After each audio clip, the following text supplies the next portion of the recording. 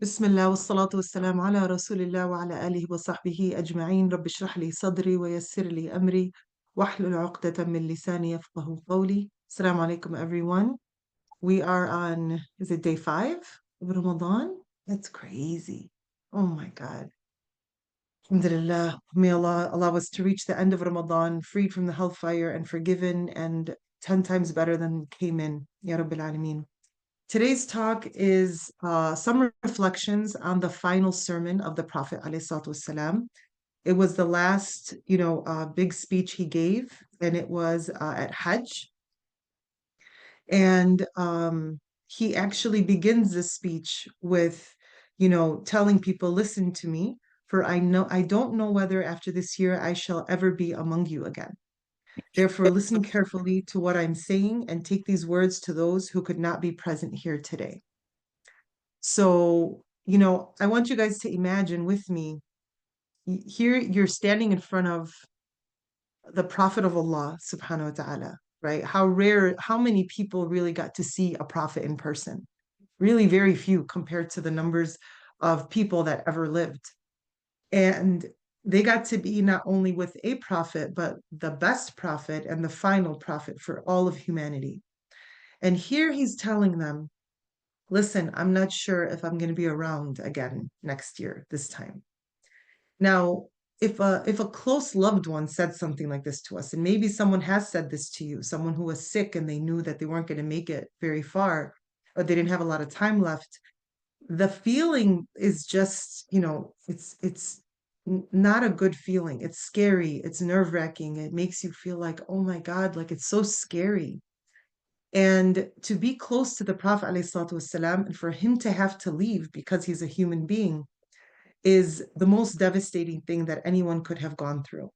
In fact, when Baraka, his his nanny basically, she raised him alongside his mom and then stayed with him after his mother passed away and stayed with him all throughout, his prophethood and was a Muslim. She was crying profusely and they were asking her, they thought she was crying because the Prophet ﷺ had died. And of course, she misses the Prophet ﷺ. But she said, what I'm crying about is that the connection, the opening between us and the heavens is now closed, right? Revelation is now closed. We're not going to be in this place where we were receiving revelation in real time. So there is this strong connection to the Prophet ﷺ because they loved him so much, because he was the amazing person that he was. But then also there's this element of he is our middleman between us and Allah subhanahu wa ta'ala, in the sense that he's receiving revelation and then sharing it with us, right? And now that is cut off. Of course, everything that was needed to be said, everything that was needed to be revealed was revealed. The Quran in its entirety was revealed. That's all we needed till the end of time, right? As humans. So, but the attachment that they had with the Prophet ﷺ is, undeniable. So here he is standing before them, and you know, sometimes I wonder, like, la samahallah, if I were to be passing away, what would I want to leave my kids with? What would I want to tell my family? What is the most important thing that I want to tell them? And so this is kind of the sentiment here, right? What is the Prophet ﷺ highlighting here? And we're not going to go through the whole talk because it is pretty long and very, very meaty. There's a lot going on here. But I'm just going to highlight a few things that I chose to reflect on with you. The first thing um, is that I want to share one of the Prophet ﷺ says, beware of shaitan for the safety of your religion. He has lost all hope that he will be able to lead you astray in big things, so beware of following him in small things. Think about who the Prophet ﷺ is talking to. These are the Muslims who, some of them have gone through the difficulties and the suffering and the torture and persecution in Mecca, and some of them are the Muslims from Medina. And overall, these are Muslims now who have lived in a Muslim state, in a Muslim atmosphere, run by Muslims, by the Prophet ﷺ as the head of state.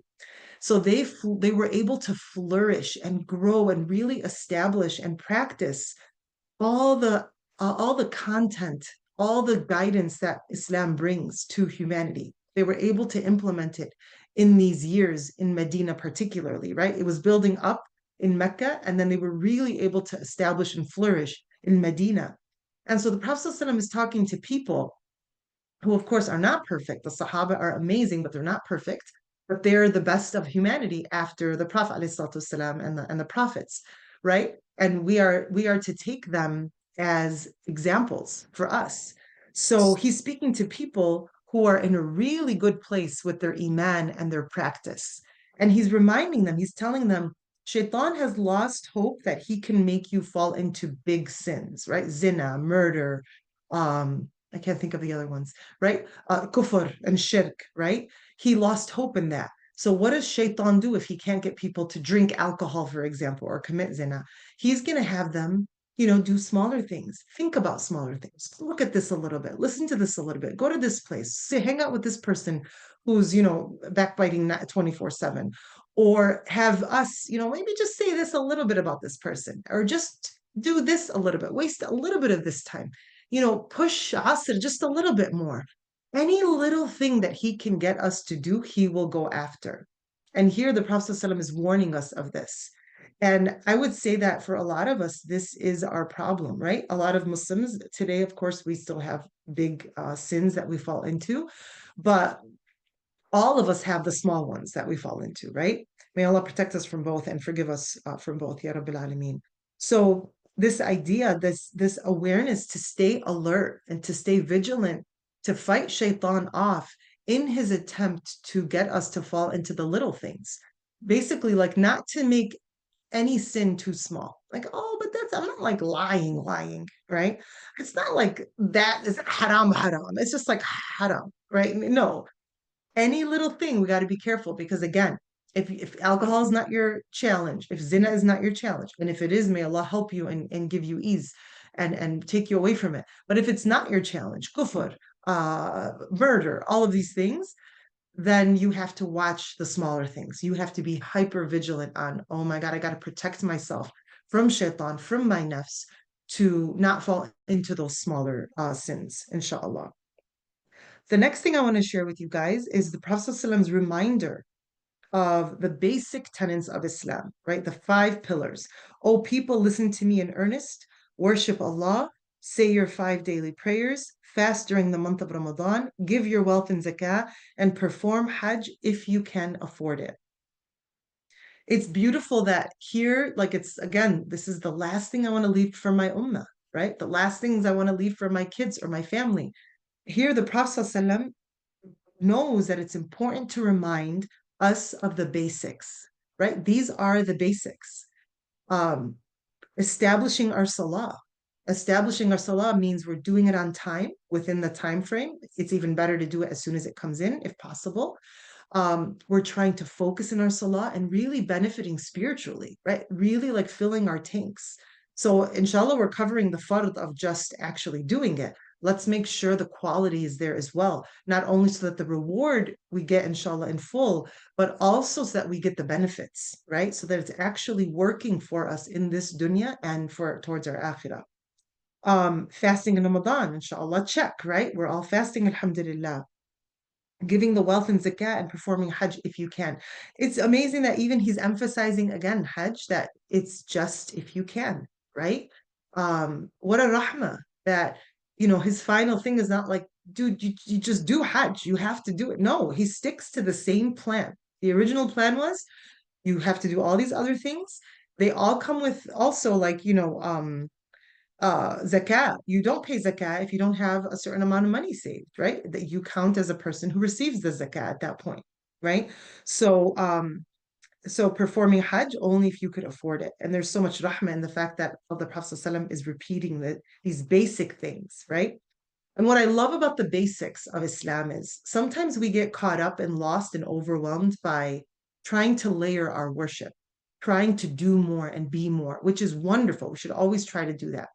But sometimes, like we kind of mentioned in the last talk, we jump too high.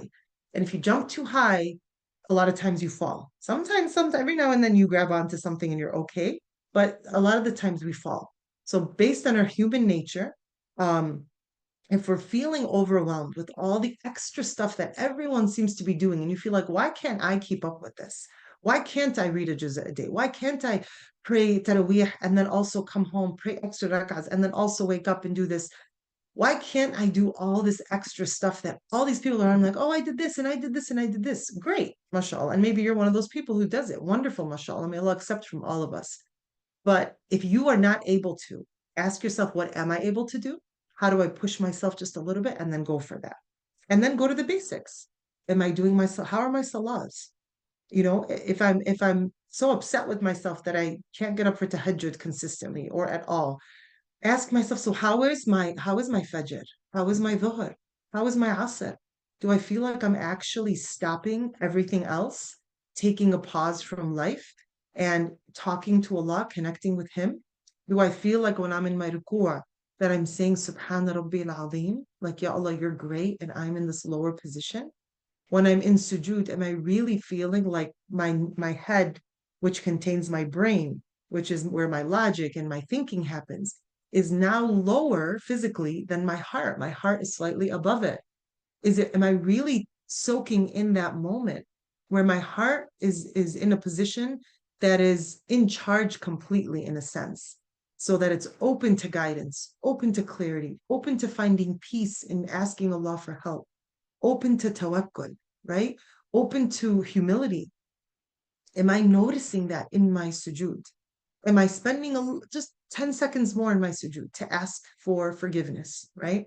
Or just like find a dua that you're just really like vibing with these days, you know? One dua I love, and it's so interesting. I don't even know why I love it so much. Um, of course, all the du'as are beautiful, but I don't understand why it's like really hitting my heart a lot lately. Is the dua of Asiya, alayhi salam, radiallahu anha. Um, her dua while they were torturing her, right? The wife of Fir'aun. She looks up to the sky and she says, "Rabb ibni li indaka baytan fil jannah." My master, my Lord, build for me a house with you in Jannah. And I wonder, and I'm totally psychoanalyzing myself here with you guys. I wonder if it's because of the heaviness I feel with all the oppression that's happening in the ummah, and it really, like all of us, it sits so heavily on my heart, and I almost feel like I just want internal peace, and that would come with a house with Allah in Jannah, you know? Just like I just want to be okay. I want to feel okay. And because of the just what's happening in our ummah right now, it just feels so heavy. I think that's what's really doing it for me right now. So pick a dua that really hits, like strikes those nerves or hits the heartstring, right?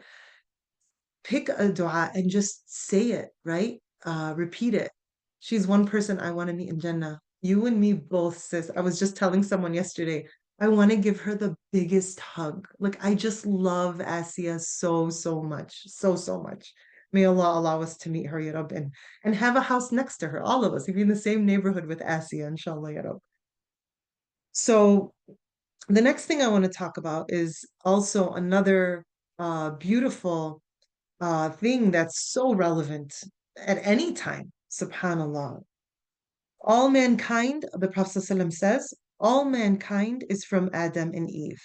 An Arab has no superiority over a non-Arab, nor a non-Arab has any superiority over an Arab. Also, a white has no superiority over a black, nor a black has any superiority over a white, except by piety and good action. Learn that every Muslim is a brother to every Muslim and that the Muslims constitute one brotherhood. Okay. And of course, the sisterhood is the same. This idea, uh, racism is one of the strangest and most common things that exist in humanity, amongst humanity. It's strange because it simply doesn't make sense. Like it just doesn't make sense. It's literally like looking, and not to compare us humans to cars, but it's literally like looking at the most expensive car you could think of, the best car in the world. Okay. I know Toyota Highlanders are not the best or more expensive, but they're my favorite car in the world. So let's just say they're everybody's favorite car in the world. Okay. Imagine there are two Toyota Highlanders. One is white and one is black. Okay, pun intended. Inside, they literally run identically the same. Everything is exactly the same. It's just the outside. There is no difference between them. Literally, there is no difference. They function the same. They are sensitive in the same way. If they get hit by something, they're going to have a dent and they need to be fixed. If the painting gets scratched, they need to be painted again. It's identical, right? So it doesn't make sense to say one car is better than the other. It makes zero sense. So racism in its essence makes zero sense on a very basic elementary level of understanding the world. It makes no sense, right? But it's interesting how it's so ingrained in every single culture. I want to say, I think it's safe to say that. I haven't studied every culture. Every culture that I know has levels of racism in it, right?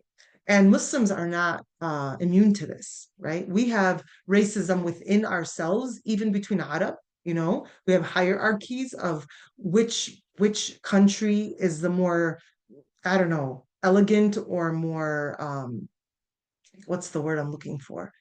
Classier, for lack of a better term. I feel like nauseous even saying it, but this is how people kind of subtly function amongst each other, right? Then you have like the Madani and the Fallahi hierarchy. It's ridiculous. It's literally ridiculous. The languages, the dialects even, they're just nuanced differences because and they're all patterns. So it's just language. They're just different patterns of language. And it's a miracle that we even have different languages, let alone different dialects within languages. Like, that's not a sign of Allah. I don't know what is, right? Here is the Prophet ﷺ coming in and saying, listen, very basic. There is no difference, right? And it's amazing even more because the Prophet ﷺ, is an Arab, right? I mean, someone could have been like, oh, if you're Arab, you're just a little more Muslim because the Prophet ﷺ was Muslim and we all want to be like him. He's saying there is no difference, right? And there are so many instances in the Sirah, or one that I could think of, where, oh, I can't remember. Khala Hanan, you probably remember. It was with Bilal and one of the Sahaba. And one of the Sahaba told Bilal, you're a son of a black woman or something like that. And the Prophet reprimanded him and said, you are still stuck in Jahiliyyah, basically, right? Because he called Bilal this. And that Sahabi was so remorseful and so regretful. And this was where the Prophet ﷺ was taking instances where that leftover residual racism is still there because it's years of it being inside of us. And when it would come out, when it would surface and express itself, Prophet ﷺ was able to come in and correct it. So we have to be courageous enough and honest enough with ourselves. Where is the residual racism showing up? How is it being manifested? Is it popping up when someone is coming for our daughter, or our son is interested in someone for marriage who's either not from our balad, from a different Arab country that we don't prefer, or is it someone from a completely different culture or ethnicity who has good deen and good khuluq and they have great compatibility, and you're having a hard time swallowing that? Now, it's okay if you are having a hard time swallowing that. It's not okay if we're rejecting it for that reason. It's okay to say, you know what, I'm struggling with this. I need to work through it. Who can I talk to? What surah can I read? What dua can I make? What tahajjud can I pray? What dua in my sujood? How can I look in the seerah and figure out how do I feel better about this? And how do I make sure it's not hindering how I'm looking at this individual? Either way, because you don't want to be like ridiculous and be like, okay, I'm just going to be open-minded and then allow for some bad pairing to happen just because you're trying to be more fair in terms of, or you're working at your residual racism, but you're just able to come to a clarity just looking at this person as they are, right? So watch our language when we're talking to someone. ما هم هدول من هاي البلد هم هدول من هون ما هم معروفين, right? Everyone knows about them, right? We have to watch our language. This was something so important to the Prophet ﷺ that he brought it up in his final grand sermon. So this means this is serious, right? This is a very important thing. He could have talked about anything. And this was important to bring up because racism creates so much problem, so many problems in the world. Racism, along with power, the want for power and greed and all of that, is part of what's causing what's happening in Gaza and in the Congo and in Sudan. It's racism. It's that these are the types of people that the world needs to be convinced that their lives matter, right? It's crazy. It's absolutely crazy. May Allah subhanahu wa ta'ala allow us. Oh, the last thing before I end, very, very quickly. Prophet ﷺ mentions this at least twice. He mentions, remember one day you will meet Allah and answer to your deeds, right? You will meet Allah. This is probably the most important reminder of everything that we talked about today, is this constant reminder that we will meet Allah. Every morning, every night, we need something to remind us because we forget. We forget like crazy. We get busy, we get excited, we feel strong, we feel tired, we feel overstimulated, whatever the reason, we forget. And the more we remember, the everything else will fall into place more easily. So may Allah subhanahu wa ta'ala allow us to heed the words of the Prophet ﷺ, to follow what he tells us to follow, which is he says, I leave behind I leave behind me two things, the Quran and the Sunnah.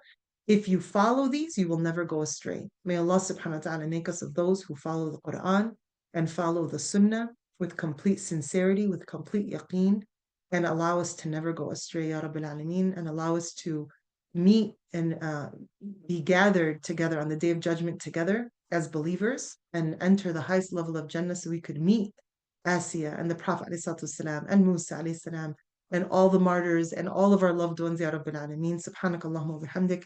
نشهد أن لا إله إلا أنت نستغفرك ونتوب إليك والعصر إن الإنسان لفي خسر إلا الذين آمنوا وعملوا الصالحات وتواصوا بالحق وتواصوا بالصبر آمين يا رب العالمين. السلام عليكم ورحمة الله وبركاته.